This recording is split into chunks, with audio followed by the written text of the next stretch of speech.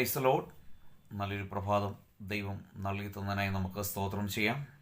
ഈ രാവിലെ സമയത്ത് ദൈവത്തിൻ്റെ പരിശുദ്ധാത്മാവ് നമുക്ക് നൽകുന്ന ആലോചന 84-ാം സങ്കീർത്തനം 5-ാം വാക്യം, സാംസ് 84 വേർഡ്സ് 5. ബലം നിന്നിൽ ഉള്ള മനുഷ്യൻ ഭാഗ്യവാൻ, ഇങ്ങനെയുള്ള മനസ്സിൽ സിയോനിലേക്കുള്ള പെരുവഴികളുണ്ട്. ബലം നിന്നിൽ ഉള്ള മനുഷ്യൻ ഭാഗ്യവാൻ. അതായത് കർത്താവിൽ നമുക്ക് ബലമുള്ളവരാണെങ്കിൽ നമ്മളാണ് ഭാഗ്യമുള്ളവർ. ആമേൻ.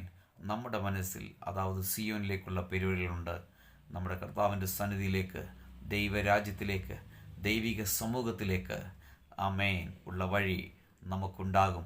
നാം ആഗ്രഹിക്കുന്ന എല്ലാ കാര്യങ്ങൾക്കും നമ്മൾക്ക് വഴികൾ തുറന്നു വരും. പക്ഷെ ബലം നമ്മുടെ കർത്താവിൽ നിന്ന് നമുക്ക് ഉണ്ടാകേണ്ടതുണ്ട്.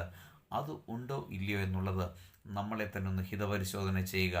അങ്ങനെ നമ്മൾ ചെയ്യുമ്പോൾ നിശ്ചയമായിട്ട് നമ്മുടെ കാര്യങ്ങൾ അത്ഭുതമായി ദൈവം വഴി നടത്തും.